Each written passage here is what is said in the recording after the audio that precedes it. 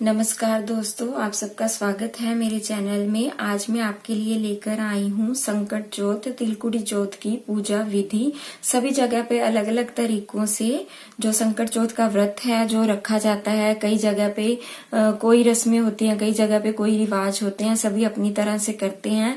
लेकिन मेरा ये मानना है कि अगर आप जितनी आसानी से अपना व्रत जो है वो संपूर्ण कर पाते हैं वही सबसे अच्छी बात होती है। भगवान कभी भी ये नहीं चाहते कि उनके बच्चे जो हैं वो दुखी हों। तो हम अपने मन में, अपने दिल में अगर भगवान को जगह दे रहे हैं तो उससे बड़ी बात और कुछ भी नहीं होती है। तो 31 जनवरी को जो है वो संकट चौथ का व्रत आ रहा है, तो उसके लिए मैं संपूर्ण पूजा विधि, जो सबसे सरल पूजा विधि है, वो आपके लिए लेकर आई हूँ। तो मैं आपको सबसे पहले ये बताना चाहती हूँ कि उस दिन चंद्रोदय का जो समय है वो 8:20 का है और शाम को जो पूजा का समय है वो 6:03 तक का है। तो आप तब तक अपनी पूजा जो है वो संपूर्ण कर सकते हैं। और जो चौथ है, इस बार जो चौथ है वो 1 फरवरी तक जो चौथ की तिथि है वो जारी है, तो इसीलिए वो 6 बजे तक खत्म हो जाएगी। इसीलिए जो व्रत है वो 31 जनवरी को ही किया जाएगा। अगर आपको ये लग रहा है कि व्रत हम 31 को रखें या 1 को रखें, तो आपका ये जो संकट है ये मैं दूर करना चाहती हूँ कि 31 जनवरी को ही आप व्रत रख सकती हैं। और ये व्रत जो है आप अपने पति के संकटों को दूर करने के लिए, अपने पुत्र, अपनी संतान के संकटों को दूर करने के लिए रखा जाता है। निर्जला व्रत रखा जाता है और शाम को इसकी कथा सुनना जो है, कथा सुनना इसमें सबसे महत्वपूर्ण बात है।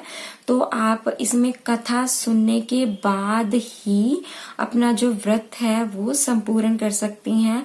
आप इस दिन गणपति जी की पूजा करिए और साथ ही साथ नहा धो के सुबह स्नान करके अच्छे वस्त्र धारण करें और गणपति जी की पूजा करें।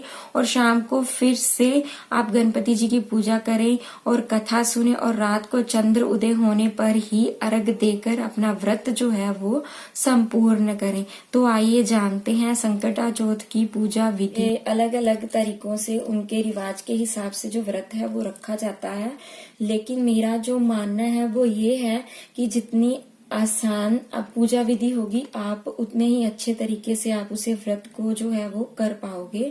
तो यहाँ हमारे यहाँ जो पूजा विधि है मैं उसके तरीके से आपको पूजा विधि बता रही हूँ।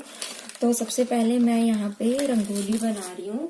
आपके पास अगर कलर्स नहीं है तो आप हल्दी और कुमकुम के साथ भी बना सकते हैं। जैसा आप चाहें आप वैसे बना सकते हैं।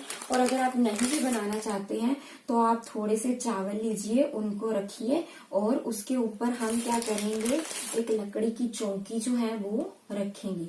तो यहाँ पे मैं लकड़ी की चौकी जो है वो, साफ लकड़ी की चौकी जो है वो यहाँ पे मैं रख रही हूँ। और उसके ऊपर हम करेंगे यहाँ पे लाल रंग का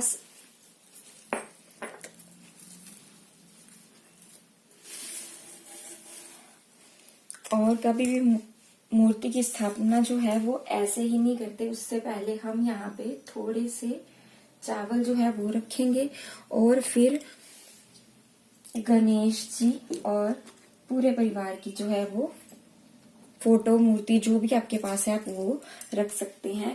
और उसके बाद मैं यहाँ पे गणपति जी की मूर्ति जो है वो स्थापित कर रही हूँ।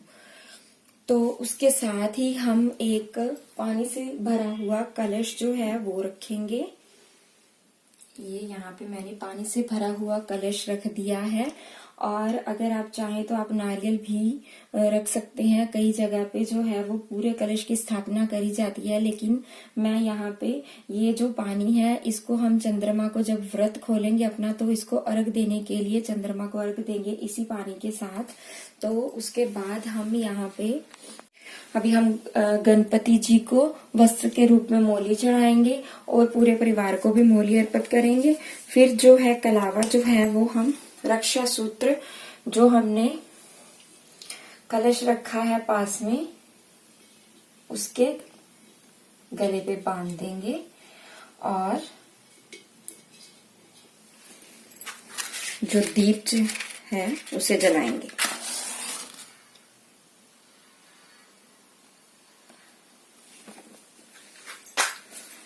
और यहाँ गणपति जी को भोग लगाने के लिए इस दिन तिलकुटा जो तिल का प्रसाद होता है वो चढ़ाया जाता है। अगर आपके यहाँ पे तिल मिलता है तो बहुत अच्छी बात है, अगर नहीं मिलता तो मैंने यहाँ पे तिल और सफेद तिल जो है और गुड़ जो है उसकी गच्चक ली है, आप इसे भी चढ़ा सकते हैं। और फल भी चढ़ाएंगे गणपति जी को। जो केले हैं वो बहुत प्रिय हैं तो हम उन्हें केले भी चढ़ाएंगे। और इसके बाद आप ओम गण गणपति नमः का जाप कर सकते हैं और आप इसके बाद कहानी सुन सकते हैं। कहानी सुनने के लिए आपको क्या करना है, जो तिल और गुड़ का प्रसाद जो है वो चढ़ा रही हैं तो उसे ही हाथ में लेके जो कहानी है वो सुनेंगे हम। उसके बाद इसको रात को जब अर्घ देंगे तो इसी से हम अर्घ देंगे। आप इसको अलग से थाली में भी रख सकते हैं या फिर जो पानी है जो आपने लिया है जल आप उसमें भी डाल सकते हैं और साथ ही दोनों चीजों के साथ आप अर्घ दे सकते हैं। और हम गणपति जी को और उनके पूरे परिवार को यहाँ पे तिलक करेंगे। आपके पास अगर दूर्वा अवेलेबल है तो आप दूर्वा जो है वो चढ़ा सकते हैं।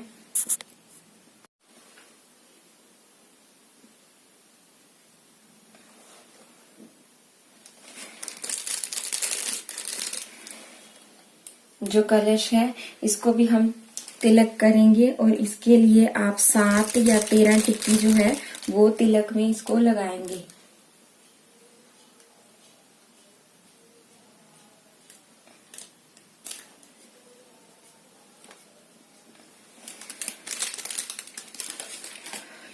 इसके बाद आप कथा सुन सकती हैं और शाम को जब चंद्रमा निकले तो अर्घ दे सकते हैं।